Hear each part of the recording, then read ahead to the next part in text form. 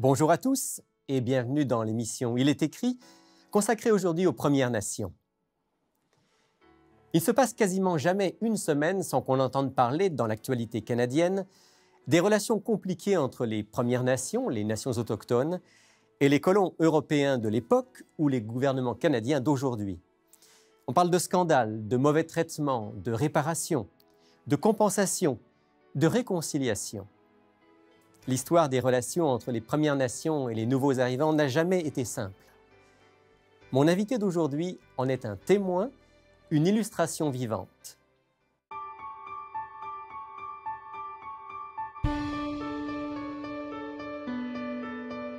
Il est écrit, une émission présentée par Rémi Ballet.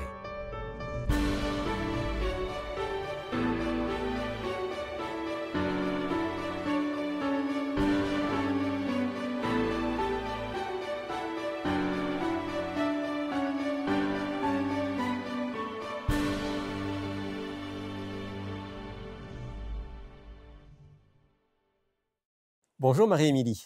Kwekwe. Comment est-ce qu'on dit? Kwekwe. Kwekwe. Ça, c'est bonjour dans votre langue, C'est un mot d'accueil. un mot d'accueil. Alors, on remarque tout de suite, hein, rien qu'à vous voir sur le plateau, on remarque que vos origines sont des origines donc, autochtones. Vous êtes originaire de quelle région et de quelle nation? Ben, je suis Inou. C'est du village de Mastoyache, qui est sur la pointe de Roberval. Avant, on l'appelait Pointe-Bleue. C'est beaucoup plus connu ici sous le nom de Pointe-Bleue. Pointe-Bleue, mais le nom dans la langue Mastoyache. Mastoyache. Mhm.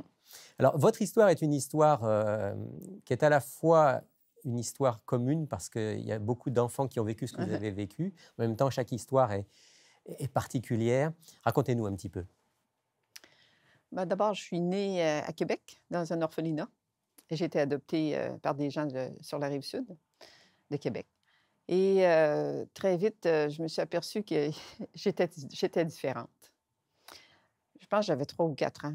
Je regardais les gens autour de moi, puis je me questionnais, en les observant, combien je pouvais embarquer ou concorder à leur pratique, leur façon de manger, leur façon de s'asseoir, leur façon de se parler. Tout était pour moi bizarre, différent.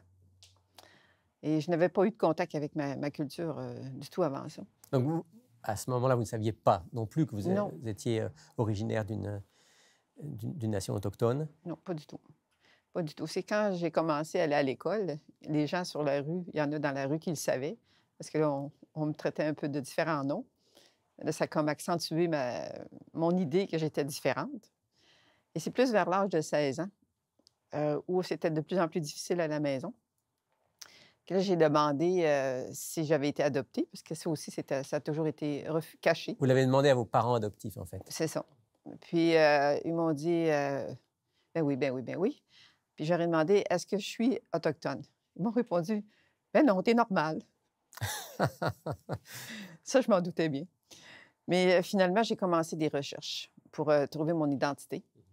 Peut-être, Marie-Émilie, avant de parler des recherches, parce que ça va être très, très important, mais avant de parler des recherches, quand vous avez grandi dans cette famille, donc famille québécoise de souche, est-ce qu'on vous a transmis, j'allais dire, des valeurs, des habitudes, même sur le plan religieux? Est-ce qu'on vous a transmis des choses qui étaient typiquement québécoises? C'est sûr que c'était une éducation catholique, puisqu'on était dans une famille catholique. Je pense que la valeur la plus importante qu'on m'a transmise, c'est le travail. C'était des gens qui travaillaient, je pense que c'était 24 heures par jour. Le travail, il prenait vraiment énormément de place. Puis il n'y avait pas beaucoup d'autres choses qu'on pouvait vivre. L'esprit de famille ou le lien entre les gens, il y avait peut-être de l'entraide pour donner des paniers de nourriture ou pour aider quand une femme accouchait dans la famille. Bon, la mère adoptive y allait. Mais pas beaucoup de valeurs autres que le travail. C'était vraiment une insistance. Une famille travailleuse. Oui.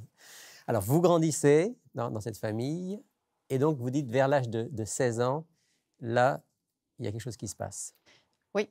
Là, j'ai commencé avec l'aide de quelqu'un à l'école qui m'a emmenée au ministère de la Justice parce que c'était là qu'étaient les dossiers pour l'adoption. Et le seul détail qu'on m'a dit, c'est « cherchez pas du côté de Québec, cherchez du côté de Chicoutimi ». Alors, dans ma tête, ça a semé tout de suite la possibilité que j'étais pas québécoise de souche. Alors, j'ai regardé sur une carte. Chicoutimi, le village le plus proche, c'était Mastoyache. Mais je ne pouvais pas y aller. Donc, plusieurs années se sont passées. Vraiment plusieurs années. Et finalement, j'ai étudié, j'ai fait une carrière dans l'enseignement, j'ai eu les enfants. J'ai mis ça de côté. Mais dans mon cœur, j'étais toujours différente. Puis j'avais toujours un problème d'identité et d'appartenance. C'est ça, c'était la recherche de vos racines, de vos origines, cette fameuse identité dont on a tous besoin. On va y revenir dans un instant. Alors, vous me disiez, vous êtes marié, vous avez eu des enfants, vous avez eu une carrière. Qu'est-ce que vous avez fait comme carrière? J'ai été enseignante durant peut-être 30 ans au moins, sinon plus. Mais j'ai eu aussi la possibilité d'être sage-femme. Alors, ce qui m'a rapproché beaucoup de ma culture, parce que c'était normal chez les Autochtones d'accoucher de cette façon, et aussi de soigner son corps avec les méthodes naturelles. Alors, très vite, j'ai devenu autodidacte, puis j'ai rencontré des gens, j'ai pris des formations dans ce domaine-là. Et vous me disiez en préparant l'émission qu'une chose qui était caractéristique de votre personne, de votre personnalité depuis toute petite, c'est justement votre attrait pour la nature. Oui, parce que c'était dans la nature que je trouvais un ressourcement, mais aussi la consolation. Parce que dans la famille, c'était quand même une expérience assez difficile. L'adoption, c'était aussi quelque chose de très marquant dans ma vie. Mais par contre, quand j'arrivais dans la nature, je trouvais la paix. Je trouvais la paix. Puis c'est à partir de ce moment-là que j'ai aussi trouvé qu'il y avait un créateur, qu'il y avait un être suprême. Parce que je me suis posé un peu les mêmes questions que les Premières Nations se sont toujours posées. Comment ça se fait que les arbres, les fleurs poussent, et les feuilles tombent à l'automne, ils renaissent au printemps. Il y avait les nuages qui passaient, toutes ces merveilles de la nature-là. Puis notre corps aussi. Comment le corps était constitué, les merveilles de ce côté-là aussi. En tant que sage-femme, vous étiez bien placée pour vous en rendre compte? Oui, c'est ça.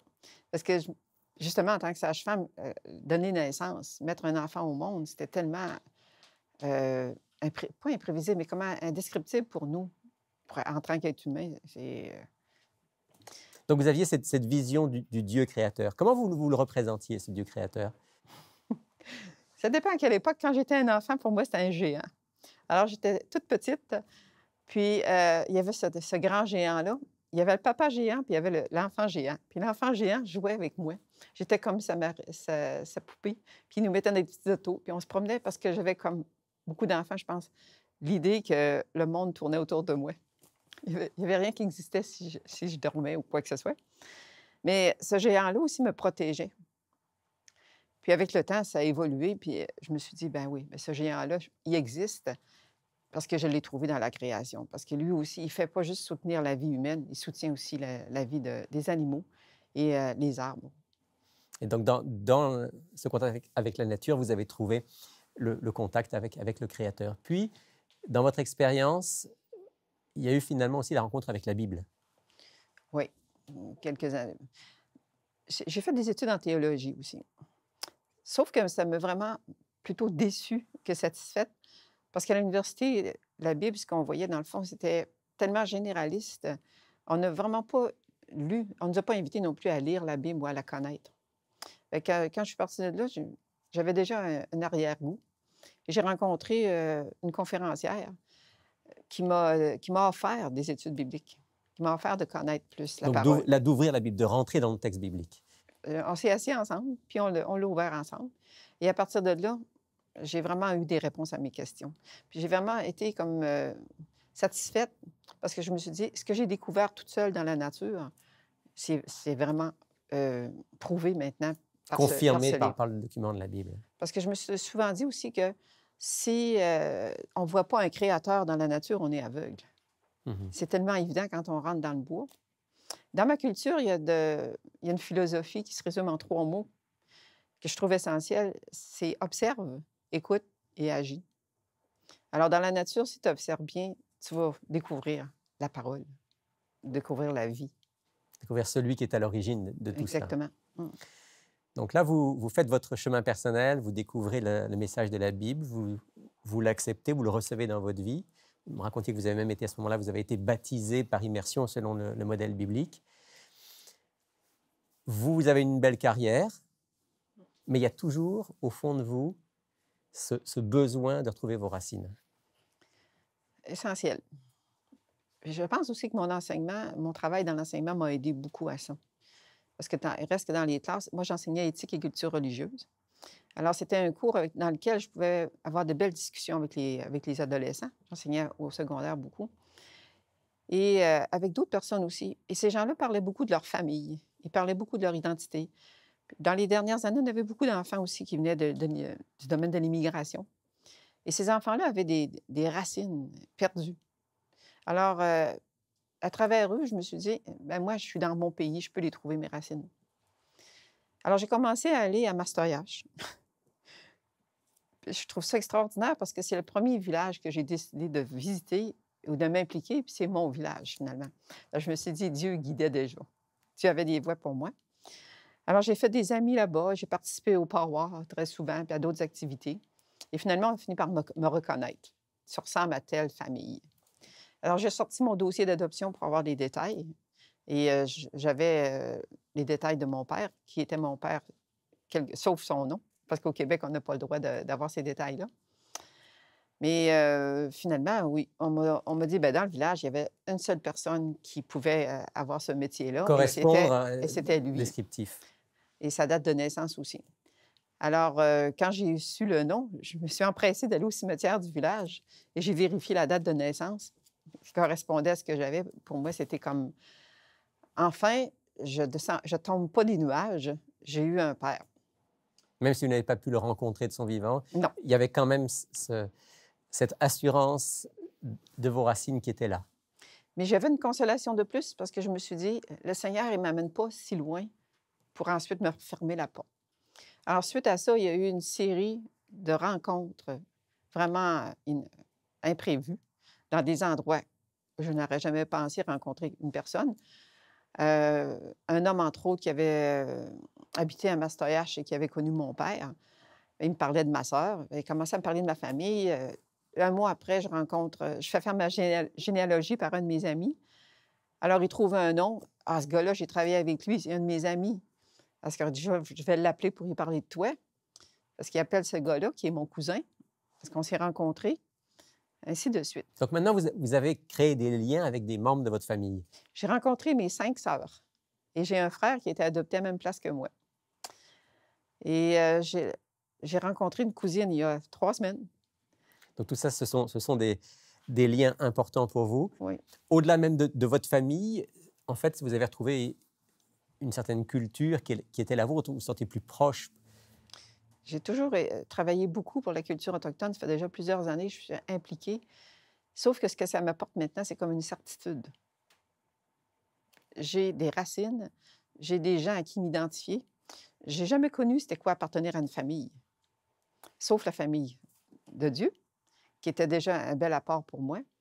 Mais avoir une famille terrestre chez des gens chez qui tu peux aller, puis qui te racontent qui était ton père, qu'est-ce qu'on faisait dans notre village, ça me donne juste le goût de m'impliquer encore plus pour mon peuple. Pour vous, Marie-Émilie, ça veut donc dire que c'est comme maintenant vous immerger dans une culture que vous ressentez comme la vôtre, mais que vous ne connaissiez pas. Donc, apprendre une langue, apprendre des coutumes, rencontrer des gens. Apprendre une langue, je vous dirais que c'est la partie la plus importante de notre identité. Parce que quand j'allais avant dans les cérémonies ou dans les enseignements des aînés, je ne comprenais rien et je pleurais. C'était tellement déchirant. Puis j'ai parlé avec d'autres personnes qui vivent la même chose aussi, dans d'autres cultures, qui ont perdu leur langue, eux autres aussi. Notre langue, c'est comme une identité propre. Alors maintenant, je vais commencer des cours de langue avec quelqu'un de ma famille. C'est très motivant, mais surtout, c'est comme tellement important pour moi. Je deviens quelqu'un. Vous devenez tellement quelqu'un que même vous avez un nom dans cette nouvelle langue. Oui.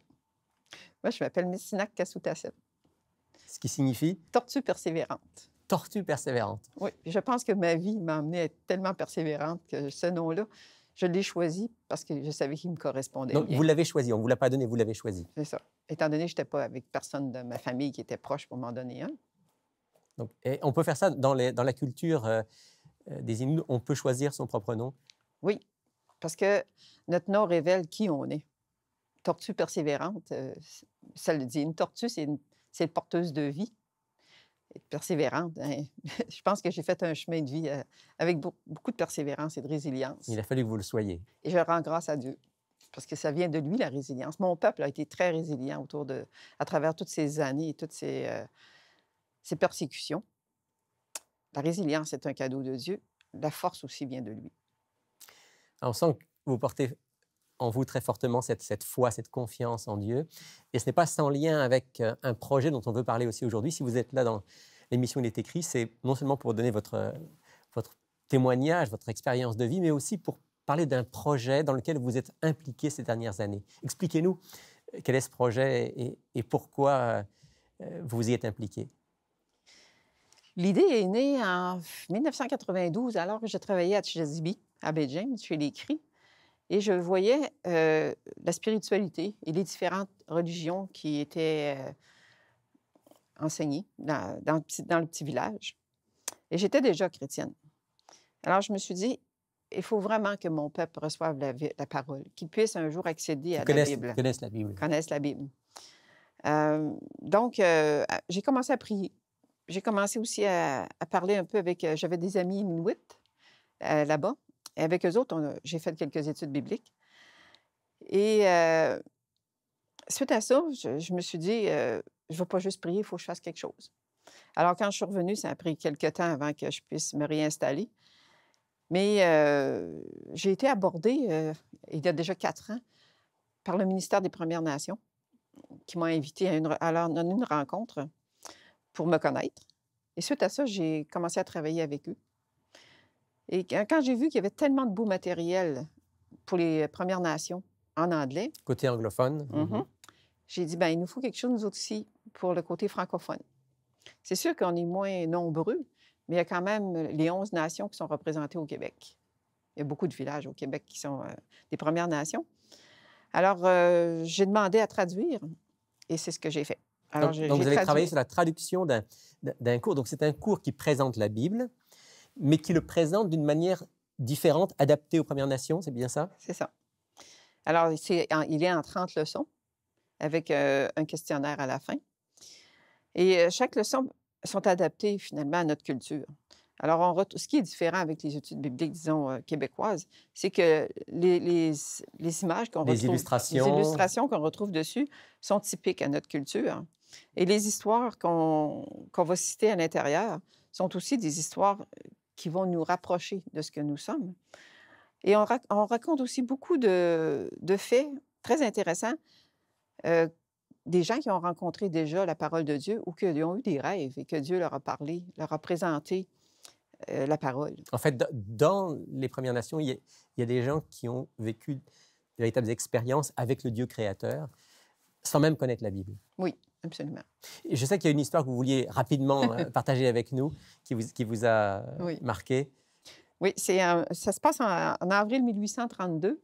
On a un chef chez les Nez-Percés qui s'appelle Vieux Joseph et qui assiste à la naissance de son fils.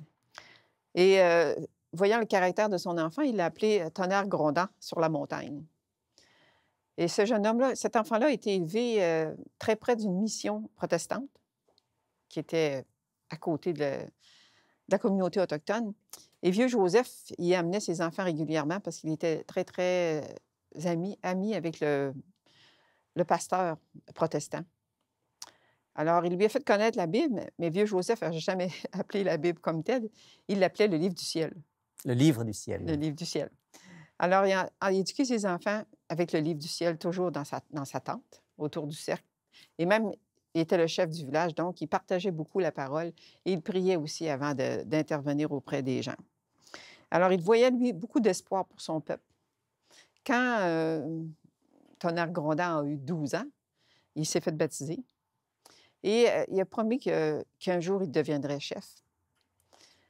Et son père, quand il est décédé, l'a fait venir à son chevet puis il lui a dit, bien, maintenant, mon fils, c'est toi le chef. Et je sais que tu as le livre du ciel entre les mains.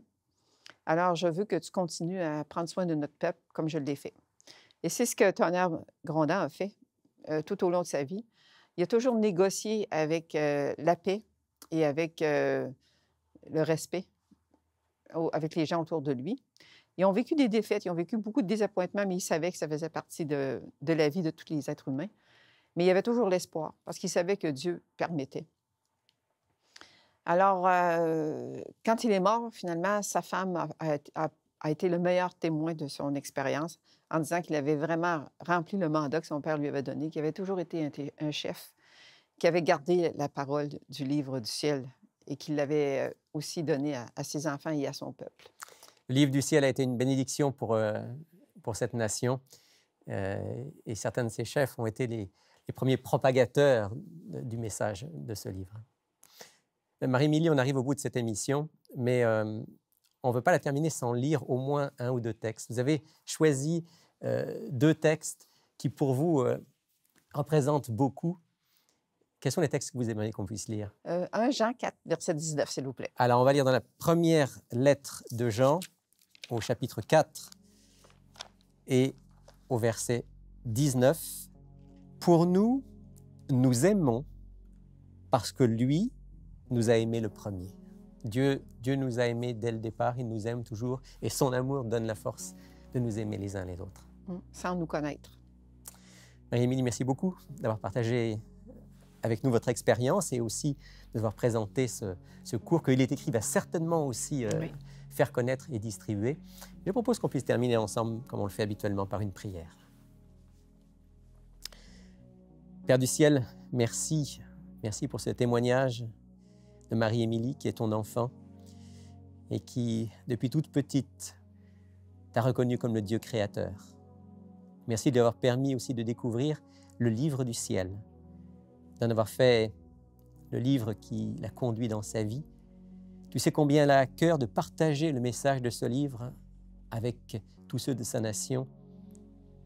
Permets que ce beau projet dans lequel elle s'est impliquée puisse être un franc succès et trouver un bel accueil au sein des Premières Nations. Et donne-nous à tous de nous respecter, de nous aimer comme toi tu nous as aimés, au nom de Jésus. Amen. Bonjour, je m'appelle Sylvain Duval et je suis responsable des cours bibliques à Il est écrit. J'aimerais personnellement vous inviter à approfondir les sujets abordés dans nos émissions à l'aide du cours Découverte. Cette étude explore tous les grands thèmes bibliques en relation avec notre vie quotidienne. Ce cours est entièrement gratuit. Vous pouvez le suivre par correspondance, par Internet et bien sûr en personne avec un instructeur. Inscrivez-vous dès maintenant à ilestécrit.tv ou tout simplement par téléphone au 1-866-729-3515. Vous l'avez compris, il y a donc un nouveau cours d'études de la Bible qui existe maintenant, spécialement adapté pour les Premières Nations.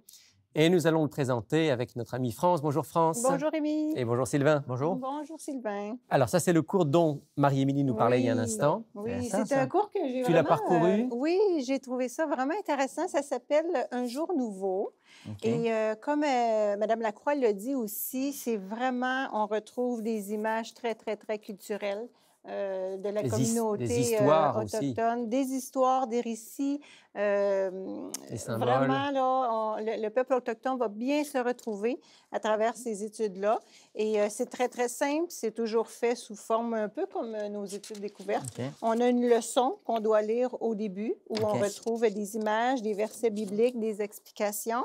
Et il vient avec un questionnaire que les gens doivent compléter, mais il est relativement facile parce qu'il suffit de cocher les bonnes réponses.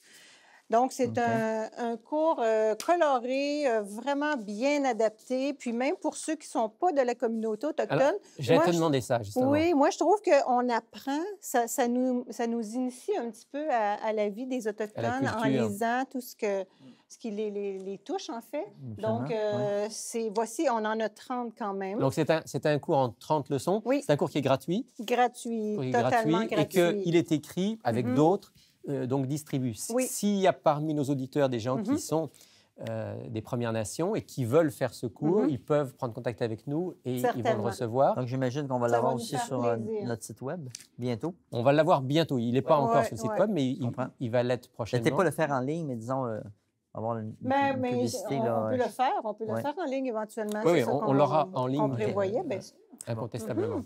Et donc, si on ne fait Oui. pas partie des Premières Nations, mais qu'on est intéressé, comme tu Oui. disais, France, à mieux comprendre cette culture et à pouvoir, en quelque sorte, partager aussi le message de la Oui. Bible à travers cette culture, c'est une bonne initiation. Voilà, voilà. Puis normalement, la façon qu'on fonctionne, on envoie tout le temps environ 2 leçons. Les gens la font, ils remplissent le questionnaire, nous le retournent, on corrige et on retourne les leçons suivantes. Et on le fait coup donc de à 2 son comme rythme, ça, voilà. par Oui. correspondance. Oui. Oui, OK. c'est bien. Et alors ça, Sylvain, ça existe aussi, mais là, pour les gens qui ne sont pas des Premières Nations, Mhm. pour les gens qui veulent découvrir le message de la Bible. Oui, c'est ça. Ben, là, on a notre cours découverte. C'est peut-être, je considère, un de nos meilleurs cours. Donc, on parcourt la Genèse jusqu'à l'Apocalypse. C'est la base de tout l'enseignement biblique. On couvre plusieurs sujets super importants. Puis, ce qui est plus intéressant aussi, c'est qu'on peut le faire, surtout quand je vous posais la question, on peut le faire en ligne. On peut le sur faire de la notre même site. manière que Ouais, celui-là, sur notre site par web. correspondance. On peut ou faire par en ligne. correspondance et on peut le faire en personne. Donc, si ça arrive qu'au Centre Il est écrit de Montréal, les gens viennent nous voir parce qu'ils veulent faire un cours biblique, mais avec quelqu'un. Donc, on a une équipe pour ça. Donc, j'encourage aussi nos centres d'influence un peu partout à travers le Québec d'avoir des gens disponibles pour donner ces cours-là. Parce qu'il y a des gens qui sont peut-être à Rimouski ou ailleurs. Est-ce qu'il y a quelqu'un dans ma région qui serait disposé à donner ce cours-là? Oui, c'est possible. On peut trouver des personnes. Et on est d'accord donc que le cours découverte, comme le nouveau cours Un jour nouveau, c'est un cours gratuit. Oui, c'est gratuit, c'est ça la bonne nouvelle en plus. Ben, là... C'est comme le salut. Tout est gratuit. Donc, tout est gratuit. Non, pas non. Parce qu'il y a des gens qui m'appellent et disent pourquoi que la Bible n'est pas gratuite? J'ai dit à un moment donné, il faut payer des fois. Ouais, c'est ça. Donc, Sylvain, si quelqu'un veut faire le cours découverte, comment il s'y prend? Il téléphone, il écrit? Bon, il peut nous appeler, il peut communiquer là, à 514-729-3515, parler à nos secrétaires. Ils peuvent m'appeler, poste 323. Je ne sais pas si les gens vont retenir ça, mais l'idée, c'est facile d'avoir toute cette information-là sur notre site Internet, ou finalement, bien sûr, il peut se présenter au Centre Il est écrit de Montréal. Puis là, on prend contact. Puis, on prendra... Ou un courriel, simplement un courriel. Ou un aussi. courriel, exactement. Parce que j'ai aussi un courriel qui s'appelle suivi@ilétécrit.tv en ce qui concerne le suivi global. Donc, si les gens m'écrivent, je peux aussi leur donner un cours. Voilà, merci à tous les deux. Si vous êtes intéressés par l'un ou l'autre de ces cours, n'hésitez pas à nous le faire savoir. Un jour nouveau, spécialement pour les Premières Nations, découverte pour tous. Voici comment vous pouvez rentrer en contact avec nous. Pour effectuer votre commande, écrivez-nous à Il est écrit, casier postal 99, succursale Rosemont, Montréal, Québec, H1X3B6. Vous pouvez également passer votre commande sur le web à ilétécrit.tv ou par téléphone au 514-729-3515 dans la région de Montréal et sans frais au 1-866-729-3515 pour l'extérieur de Montréal. Eh bien, nous voilà arrivés au bout de l'émission d'aujourd'hui. Merci de nous avoir suivis. Je salue tous nos auditeurs du monde francophone et je vous encourage à nous donner un feedback, vos commentaires sur nos émissions, à profiter de nos offres de chaque semaine. Vous pouvez le faire en nous écrivant, nous téléphonant, en allant sur notre site ilétécrit.tv. Je vous donne rendez-vous la semaine prochaine pour une nouvelle émission. Mais d'ici là, souvenez-vous, il est écrit « L'homme ne vivra pas de pain seulement, mais de toute parole qui sort de la bouche de Dieu. »